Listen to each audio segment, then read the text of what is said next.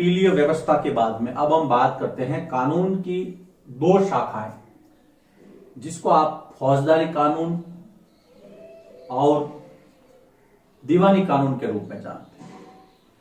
दोनों में क्या अंतर है, दोनों की क्या व्यवस्थाएं हैं, कौन से मामले फौजदारी में आएंगे, कौन से दीवानी में आएंगे, इसके बारे में हम चर्चा करेंगे। पहले हम विधि की जो दोनों शाखाएं हैं उनके नाम लिख लेते हैं। सबसे पहला है आपके फौजदारी कानून और दूसरा है दीवानी कानून। अब आपको दोनों को अलग अलग समझना है, दोनों के अंदर कौन कौन से मामले निर्धारित किए गए हैं उनको समझना है, और उसके बाद में इससे संबंधित कोई प्रश्न है, वो प्रश्न सीधा आएगा तो सीधा सा प्रश्न आएगा कि दीवानी और फौजदारी कानूनों में क्या अंतर है, तो आपको सीधे सीधे बताना। अब सबसे पहले हम बात करते हैं फौजदारी कानून की। फौजदारी कानून यहां पर मैं लिखता हूं फौजदारी कानून। तो इसके अंदर जो पहला है कि यह कानून अपराध से संबंधित या आपराधिक घटनाओं से संबंधित होते हैं। ये कानून अपराध से संबंधित होते हैं, जैसे हत्या, चोरी, डकैती, लूटमार आदि। अगर किसी की हत्या हुई है, किसी की चोरी हुई है, डकैती हुई है, लूटपाट हुई है, तो वो जो केस दर्ज किया जाएगा वो सीधा किया जाएगा फौजदारी कानून की धारा के तहत। यह आपको ध्यान रखना। इसमें देखिए, अपराध हत्या, चोरी और डकैती या लूट जैसा यदि कोई अपराध किया है तो वो सीधा फौजदारी कानूनों में आएगा। हम पढ़ रहे विधि कानून की शाखा है, जिसमें फौजदारी कानून और दीवानी कानून।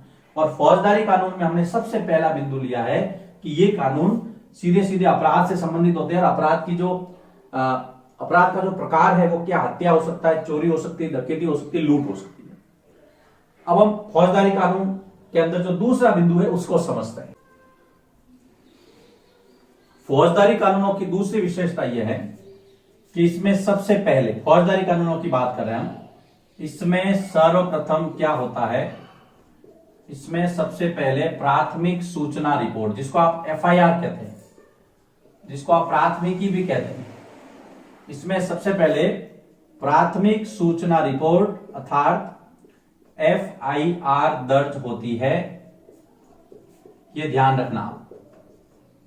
सबसे पहले इसमें क्या होगा, एफआईआर दर्ज होगी। फौजदारी कानूनों की यही विशेषता है कि इसमें सबसे पहले एफआईआर दर्ज होगी। इसके बाद पुलिस जांच करके, याद रखना, इसके बाद पुलिस जांच कर अदालत में, कोर्ट में, इसके बाद पुलिस जांच कर अदालत में केस फाइल करती है, केस फाइल करती है। आपको यह समझना है कि सबसे पहले इसके अंदर एफआईआर दर्ज होगी, किसमें, फौजदारी कानून में। यह सबसे इंपॉर्टेंट बात है, प्राथमिक सूचना रिपोर्ट, जिसको आप फर्स्ट इंफॉर्मेशन रिपोर्ट भी कहते हैं। एफआईआर का फुल फॉर्म देखिए आप, एफआईआर मींस फर्स्ट इंफॉर्मेशन। इसका फुल फॉर्म कई बार पूछा जाता है एग्जाम में। First information report means FIR.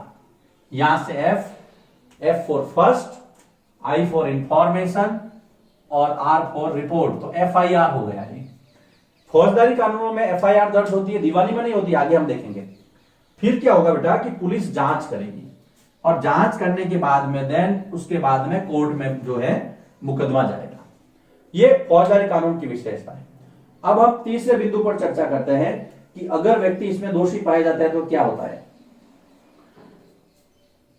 दोषी पाए जाने पर, अगर कोई दोषी पाया जाता है कि हाँ आपका अपराध सिद्ध हो गया, तो उस पर क्या कार्रवाई होगी। दोषी पाए जाने पर या तो जेल या इसके ऊपर जुर्माना, उसके पैसे वगैरह भरवाए जाएंगे, जेल या जुर्माना, अथवा दोनों भी हो सकता है, जेल भी हो सकती है अथवा दोनों हो सकते हैं।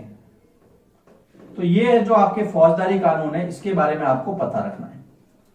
क्या है, देखिए सबसे पहले हमने देखा था इसमें हत्या, लूट, डकैती के जो केस है वो फौजदारी में शामिल किए जाएंगे। लड़ाई झगड़े, मारपीट जो भी है वो फौजदारी में आएंगे। और इसके अंदर एफआईआर दर्ज होती है, पुलिस जांच करती है, अदालत में केस फाइल करती है। अगर दोषी पाया जाता है व्यक्ति तो उसको जेल भी हो सकती है, उसको जुर्माना भी हो सकता है, या फिर जेल जुर्माना दोनों हो सकते हैं। उसको कह सकते हैं, या तो कह सकते हैं कि आपको 10,000 रुपए जमा करवाने पड़ेंगे या 10,000 का जुर्माना, या फिर कहे आपको 6 महीने की जेल है, या फिर ये भी कह सकते हैं आपको 10,000 जुर्माना 6 महीने की जेल, फॉर एग्जाम्पल के। तो ये तीनों बिंदु आपको फौजदारी कानूनों में ध्यान रखना है। अगर एग्जाम में आता है फौजदारी कानूनों के कोई 3 विशेषताएं बताइए, आपको ये तीनों बिंदु लिखने हैं। उसके साथ में आपने यहां पर देखा एफआईआर का फुल फॉर्म क्या होता है, ये एग्जाम में पूछते हैं, कई बार मल्टीपल चॉइस में भी पूछ लेते हैं या 1 लाइन क्वेश्चन में भी पूछ लेते हैं। तो फौजदारी जो है कानून, उसकी विशेषताओं के बाद में अब हम चलते हैं दीवानी कानूनों की ओर। लिखिए इसको, फिर आगे बढ़ते हैं। अब हम बात करते हैं दीवानी कानूनों की। फौजदारी कानूनों में लड़ाई झगड़े, मारपीट, चोरी, डकैती, उसके बाद में एफआईआर, उसके बाद में अदालत में केस फाइल होना, देन उस पर फैसला आना, जुर्माना या सजा, ये सारे उसके मुख्य बिंदु थे। अब हम दीवानी की बात करते हैं। दीवानी कानूनों में क्या होता है बेटा, ये व्यक्ति के विशेष अधिकारों से संबंधित कानून है ना। और व्यक्ति के जब विशेष अधिकारों का उल्लंघन होता है तो दीवानी कानून देखिए, ये व्यक्ति के विशेष अधिकारों के उल्लंघन से संबंधित है। अब उसमें क्या होगा आपको मैं समझाता हूं, पहले हम इसको देख लेते हैं। व्यक्ति के विशेष अधिकारों के उल्लंघन से संबंधित है। मोटे तौर पर अगर मैं बताऊं कि रुपए पैसे से जितने भी संबंधित मामले हैं, उल्लंघन से, ये व्यक्ति के विशेष अधिकारों के उल्लंघन से संबंधित कानून है। रुपए पैसा वाला मामला जहां पर भी आएगा, मान लीजिए मैंने किसी से 1 लाख रुपया उधार लिया और मैं उसको वापस नहीं दे रहा हूं, तो ये सारा जो मामला, या मान लो मैंने किसी के घर किराए पर लिया और मैं उसका किराया का मकान खाली नहीं कर रहा हूं, ऐसे मामलों में मुझे इन कानूनों की जरूरत पड़ेगी और यहां पर ये कानून मेरी हेल्प करेंगे। तो सबसे पहला बिंदु आपको यह समझना है कि ये व्यक्ति के विशेष अधिकारों के उल्लंघन से संबंधित होते हैं। जैसे मैंने आपको बता दिया, जैसे जमीन की बिक्री, अगर आपने किसी को जमीन बेची है, रेवेन्यू से संबंधित कोई मामला है, जमीन को बेचना खरीदना उससे संबंधित, या फिर आपके किराए से संबंधित, घर का जो किराया है उससे संबंधित है, खाली करने या नहीं करने, या रुपया पैसा किराया नहीं चुकाने से संबंधित है, या फिर मान लीजिए कोई विवाह तलाक का मामला है, ये आपके विशेष संबंधित है। इससे संबंधित अगर कोई मैटर है तो वो जाएगा आपके सीधा दीवानी कानूनों में। देखिए वापिस इसको समझिए, फौजदारी कानून जो है लड़ाई झगड़े मारपीट से संबंधित है, लेकिन दीवानी कानून विशेष अधिकारों से उल्लंघन से संबंधित है ना। और इसके एग्जाम्पल में जैसे जमीन को बेचना है, किराया है, तलाक है, मतलब मोटे तौर पर अगर मैं कहूं आपको तो दीवानी कानूनों में जो रुपए से संबंधित मामले हैं, इसके अंदर सीधे तौर पर आपके पास में रुपया पैसा या ये जो विवाद का कारण है, तो उसमें आपको दीवानी कानून काम में आएंगे। इसके बाद में हम दूसरी, जो इसकी दूसरी विशेषता है, इस पे हम देखिए कि इसमें प्रभावित पक्ष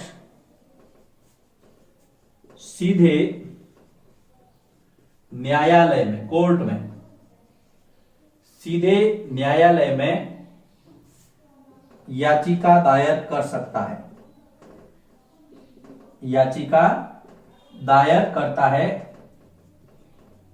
सीधी सी बात है, यहां पर फौजदारी कानून में हमने देखा था दूसरे बिंदु में, वहां पर एफआईआर दर्ज हो रही थी, लेकिन यहां पर एफआईआर का कोई मामला नहीं। अगर आपके दीवानी मामलों से संबंधित कोई भी है तो आप सीधे कोर्ट में जाइए और कोर्ट में जाकर के वहां पर जो मजिस्ट्रेट है उसके समक्ष आपको एक याचिका डालनी है, अपनी अर्जी लगानी है कि भाई साहब मेरे यहाँ माननीय मेरे साथ में इस तरह से हो रहा है, मुझे न्याय चाहिए। यहां पर आपको पुलिस की कोई भूमिका नहीं है, लेकिन कई बार लोग क्या गलती में ऐसे मामलों में भी पुलिस में चले जाते हैं, तो वहां पर थोड़ी कंट्रोवर्सी होती है और उनको सही मार्गदर्शन नहीं मिल पाता है।